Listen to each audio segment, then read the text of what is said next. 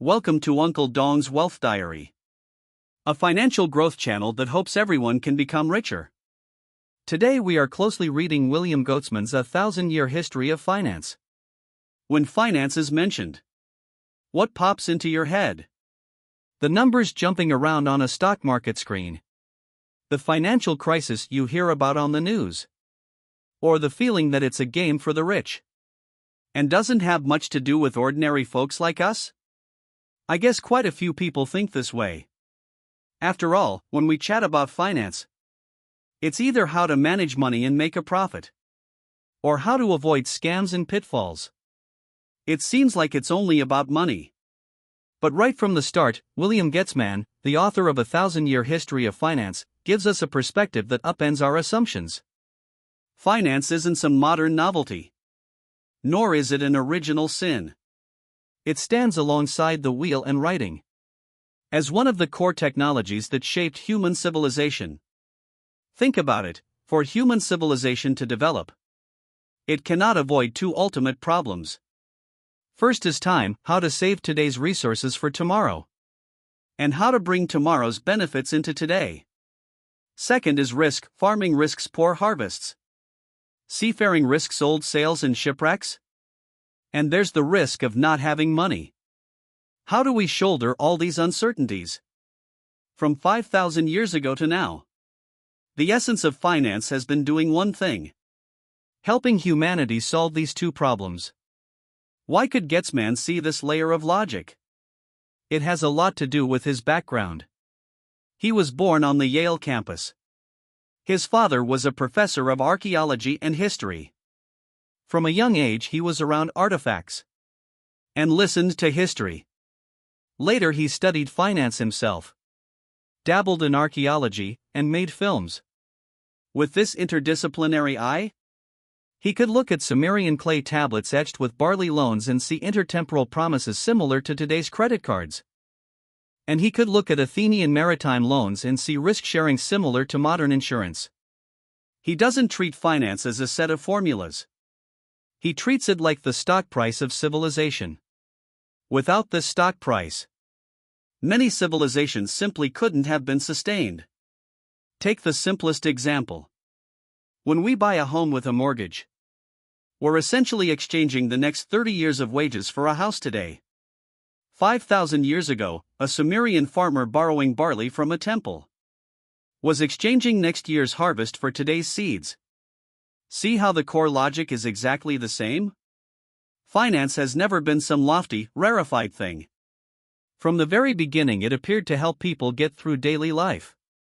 Reading this book today, we're not here to nitpick complicated mathematical formulas, nor to learn how to speculate in stocks. We're going to follow in Goetzmann's footsteps and walk backward in time, starting from Sumer 5,000 years ago to see how the earliest humans used clay tokens to record debts, used cuneiform to calculate interest, then to Athens, to see how maritime loans supported the city's grain supply, and even fed the emergence of democracy, then to Rome to see how joint stock enterprises helped them manage an empire spanning 3 continents. You'll find that those seemingly ancient financial tools, clay tablets, silver coins, bonds, are, at their core, the same thing as the mobile payments and social security accounts on our phones today. They are all methods humanity devised, bit by bit, to bridge time and fight risk.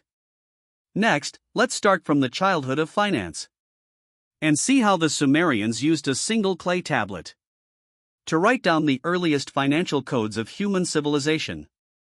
If we compare human civilization to a great tree, then finance is the earliest root sunk into the soil. It seems invisible, yet it quietly delivers nutrients to the branches, allowing civilization to grow from scattered tribes into contiguous city-states and empires.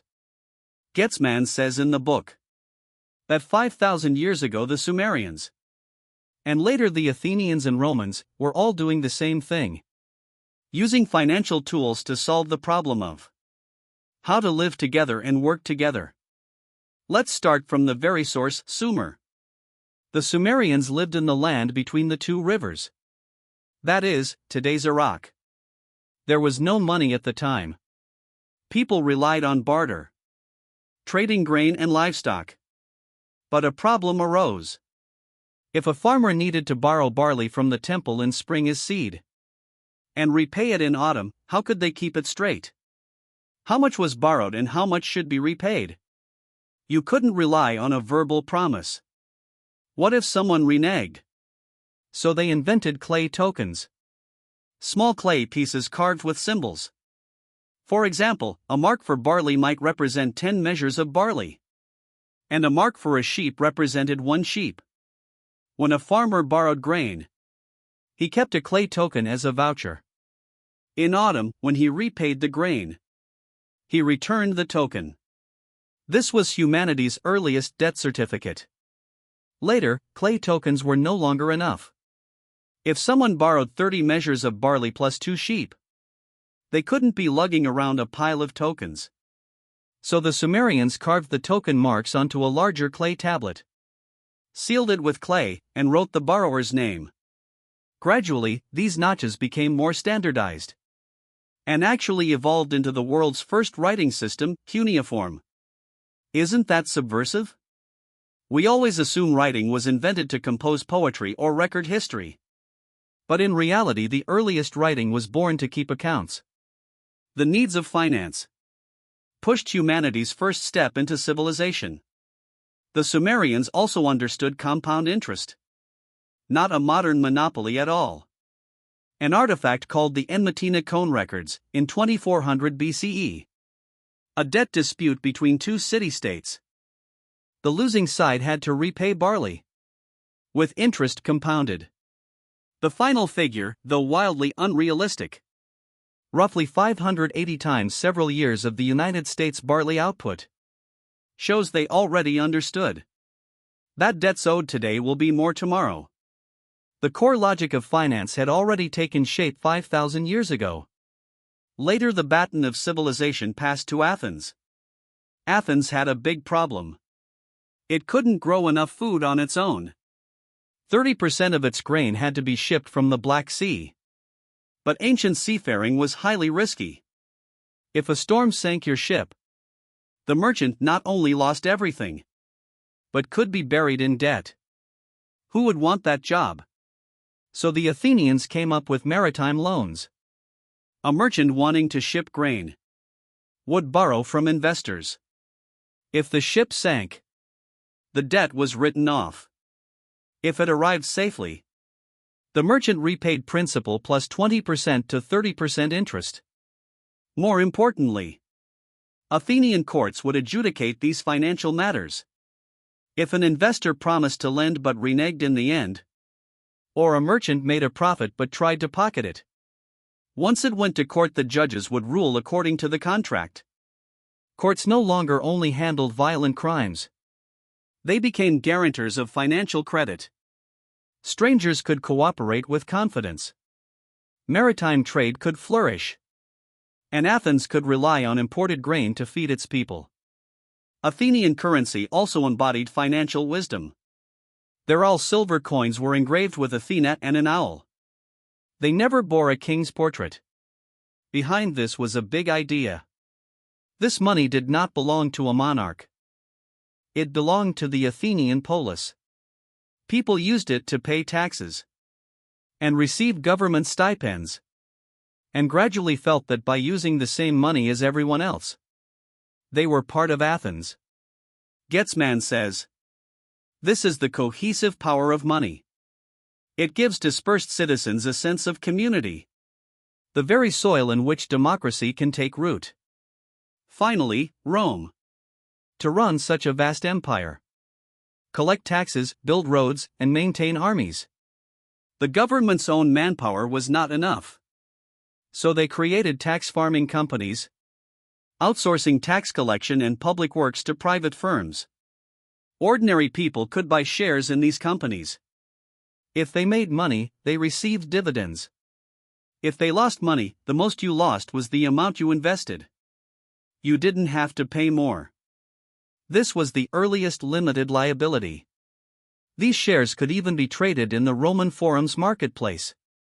If you needed cash, You could sell your shares to someone else at any time. A living, ancient stock market. But Rome also planted the seeds of hidden trouble. In the later empire, when the government ran short of funds, it started playing tricks by debasing silver coins. Coins that had been pure silver gradually became silver on the outside with a lead core. The coins got watered down, and prices soared. What once cost 1 coin for 10 pounds of bread later cost 10 coins for 1 pound. The money in people's hands lost value. Even soldiers' pay couldn't be met.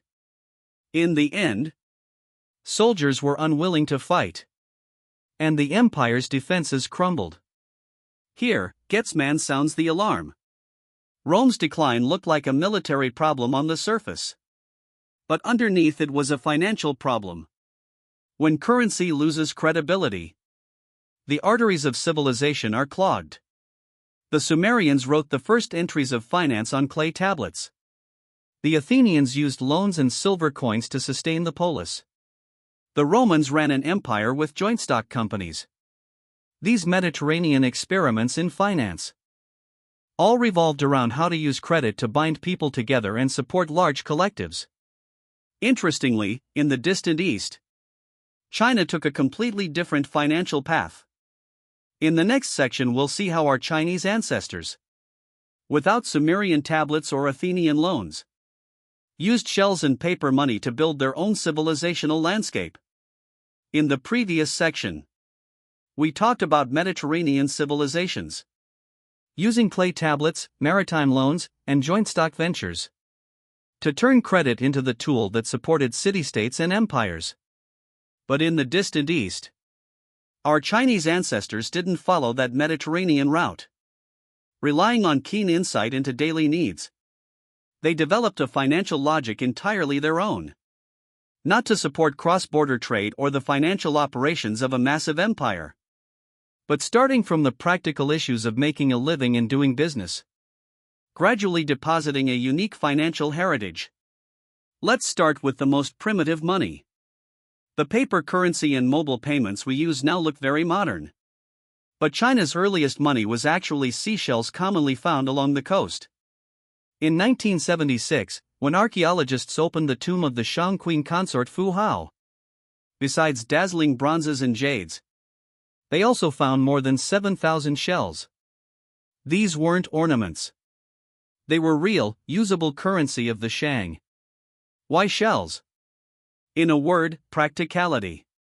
First, scarcity. The Central Plains weren't by the sea, so shells had to be transported from the distant southeast coast, not easy to counterfeit. Second, portability. Compared with Sumerians hauling barley, or Romans lugging copper, shells were far more convenient. You could carry them in your pouch to trade. Even more interesting, our Chinese characters hide financial codes. Look at characters like wealth, loan, purchase, capital, supply. They all relate to money and exchange. And they all carry the shell radical. This shows that from the time of character creation, shell money was already tied to Chinese life and economy. The Sumerians used cuneiform to keep accounts. The Chinese used the shell radical to record wealth. Different forms, same essence. Using symbols to fix credit in place. A shared strand of human financial wisdom. China's starting point, however, was closer to everyday livelihood. By the Song dynasty, China's financial innovation exploded, directly creating the world's first paper money, jiaozi. This wasn't some imperial whim. It was wisdom forced out of Sichuan merchants. In the Song, Sichuan used iron coins. Extremely heavy. Buying a bolt of cloth might mean carrying 50 jin of coins. Even buying 1 jin of salt meant lugging about 1.5 jin of iron cash. Merchants hawking goods through the streets were exhausted just moving money. So 16 reputable shops in Chengdu joined together to create jiaozi houses. Merchants deposited iron coins, and the house issued a paper slip for the amount. That paper could circulate as money. and could be redeemed for iron coins at other jiaozi houses. This was the earliest jiaozi, essentially an exchange voucher for iron coins, solving the huge problem of money being too heavy to carry. Later, the government took over jiaozi and refined it further, using mulberry bark paper because ordinary paper was easy to forge, printing with 4 copper plates because complex patterns were hard to counterfeit, and even engraving warnings against counterfeiting. They stipulated that every 3 years a new issue would replace the old, to avoid trust problems caused by wear and tear. Getzman especially admires this. Song paper money wasn't reckless printing. Early on they held 30% reserves in iron cash, the equivalent of 30 units of iron behind every 100 units of jiaozi. It was more rule-bound than early European paper money, which appeared centuries later. This practicality first, anti-counterfeit, credit-preserving mindset is the essence of Chinese financial wisdom? But here's a key question. Why didn't China develop Europe's kind of capital markets, like Venice's perpetual bonds or Rome's joint stock companies? Goetzman's answer is penetrating. It wasn't about China's capabilities. It was about political structure determining financial paths. Europe consisted of many small states, Venice, Genoa, and the like, to wage war or build ports. Governments lacked funds and had to borrow from their people, promising perpetual interest. Over time, a bond market emerged. China, however, was a unified empire. When the court lacked money, it had more direct methods, establishing state monopolies on salt and iron, grasping the most profitable sectors, adjusting taxes, and, if necessary, issuing paper money. There was no need to borrow from the people on equal terms. The classic example is the green sprouts policy under Wang Onxi's reforms. Every spring, when farmers needed funds for seed, the government lent to them. After the autumn harvest, they repaid principal plus a small amount of interest. See? This wasn't the state borrowing from the populace. It was the state lending to the populace. The reverse of Europe's small states begging citizens for loans. This state-led financial model worked well in a unified empire, stabilizing livelihoods. But it left less space for private capital to interact freely in foreign markets. Not until the 19th century, when the great powers pried open China's doors, did the Qing government issue national bonds for the first time, by which point Europe's capital markets had been running for centuries. Still, we should be objective. China's financial heritage wasn't backward. It was well adapted to a unified civilizational structure and an economy centered on agriculture and petty commerce. Shell money, jiaozi, and the green sprouts policy. Each step solved China's own problems. Just as the Mediterranean's clay tablets and bonds supported their city-states, these Chinese financial tools supported an Eastern civilization for millennia. But when the global market knit together in the 19th century, and China's native wisdom first met Europe's market logic head-on, new financial stories were born. That's exactly what we'll discuss next: how Europe, amid the chaos of squabbling small states, was forced to produce financial breakthroughs that would influence the entire world. In the previous section we discussed how China, as a unified empire, pursued a state-led financial path, while Europe was a different picture. A patchwork of small states, constantly at war, with no unified salt and iron monopoly to seize, and unable to simply print paper money to raise funds easily. Paradoxically, this very chaos forced Europeans to devise more flexible financial tools, moving from temple-based, religion-tied finance, step by step toward a market system that could connect the globe. Getzman writes that Europe's financial breakthroughs were, in essence, forced by survival itself. Survival wisdom. The first ones to raise the banner of breakthrough, surprisingly, were a group of knights called the Knights Templar. In our impression, they were warriors of the Crusades.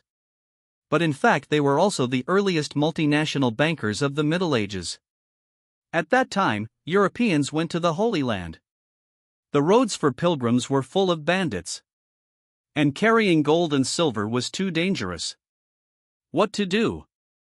The Templars set up posts across Europe and in Jerusalem. Pilgrims could deposit money at a post in Europe, take a certificate to the Holy Land, and withdraw the money there with the certificate. This was basically the European version of China's flying cash system. Several centuries later than Jiaozi, but with broader coverage spanning entire continents. Even more impressively, they also managed money for kings. The English king's crown jewels and the French royal tax revenues were entrusted to Templar vaults. Why? Because the order swore poverty, chastity, and obedience. People felt they were more trustworthy than corrupt officials and wouldn't embezzle property. But the ending was ironic. The French king, Philip, owed the Templars a huge sum. And on trumped-up charges of heresy, he raided the Templar posts overnight and seized their assets for himself. This woke Europeans up. No matter how powerful finance is, it cannot escape the scythe of political power. If it wants stable development, it must find a model that is not under the sole control of a single monarch. This laid the groundwork for the rise of city-state finance. The real breakthrough came in Venice. In 1172, Venice was going to war with the Byzantine Empire. The treasury was empty, and there was no money to recruit soldiers or build ships. If it had been a Chinese emperor, he might have raised taxes or imposed monopolies. But Venice was a city-state, without such broad powers. So it could only borrow from the citizens. And it was a compulsory loan, with quotas apportioned by wealth. The rich lent more, the poor lent less. But the Venetians didn't act dishonorably. They promised to pay lenders 5% interest each year. And the IOUs could be sold to others. For example, if you lent 100 gold coins, in urgent need you could sell the certificate to your neighbor for 95 coins. And the neighbor would thereafter collect the interest. This was the world's earliest bond. And the market by the Rialto Bridge was the earliest bond market. There was, however, a thorny contradiction. The church then strictly forbade usury, charging interest, and considered it sinful. How did the Venetians solve this? They reframed the concept. Instead of saying it was a loan with interest, they said citizens were purchasing a share of the state's future income. You weren't buying debt. You were buying a slice of Venice's future tax and trade profits. So receiving returns was only natural. Getzmann says, this wasn't mere loophole hunting. Finance was forcing humanity to rethink the ethics of money. When finance must support a city-state's survival, old moral rules have to adapt to new needs. This pragmatic flexibility was the key to Europe's financial breakthroughs. Bonds alone weren't enough. For finance to go far, calculations had to be accurate. That's when mathematics stepped forward. Previously, European merchants calculated interest and split profits with Roman numerals, cumbersome and error-prone, until 1202, when an Italian named Fibonacci wrote Liber Abaci, teaching everyone to do accounts with Arabic numerals, and specifically explaining how to price annuities and divide partnership profits. For instance, there's a problem in the book.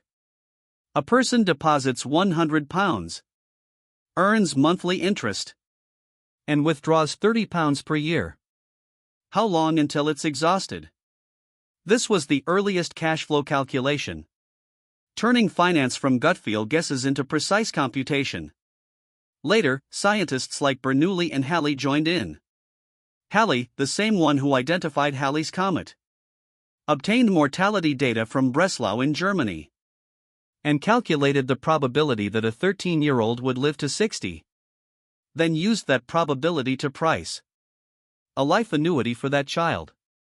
This solved the government's fear of losing money when selling annuities. Goetzmann stresses that finance and mathematics are symbiotic. Without math, finance is just gambling. Without finance, mathematics wouldn't leave the ivory tower to become a tool for managing risk. It was precisely this scientist of finance combination that made Europe's financial instruments ever more precise, capable of supporting larger-scale trade and investment. By the 19th century, European finance was no longer a city-state pastime. Britain's stock market could finance railway construction. France's banks could support overseas colonial development. And the Dutch East India Company raised capital through shares and took trade to Asia. A connected, global financial network gradually took shape. But the system hid risks too. As finance grew more complex and chased quick profits, bubbles and crises followed. As Goetzmann's narrative warns, breakthroughs often come with loss of control. Europeans, driven by chaos, forced out financial innovation, but also had to face the risks that innovation brought. Next, we come to the fourth part. Once global finance is interconnected, how do bubbles, crises, and regulation help finance truly come of age? As Europe's financial tools. From Venetian bonds to Fibonacci's arithmetic, step by step supported a worldwide network. Finance finally reached adulthood. But a coming-of-age ritual isn't bouquets and applause. It means confronting the cost of stitching the world together. That cost is that bubbles can spread across oceans, and crises can trigger global chains. Humanity must learn to find the balance rope called regulation between innovation and loss of control. In the book, Goetzmann writes the century-long journey as a record of trial and error in finance. Every burst bubble is a lesson. Every regulatory upgrade is a step toward maturity. The first time global finance fully revealed itself was in the East-West collision of the 19th century.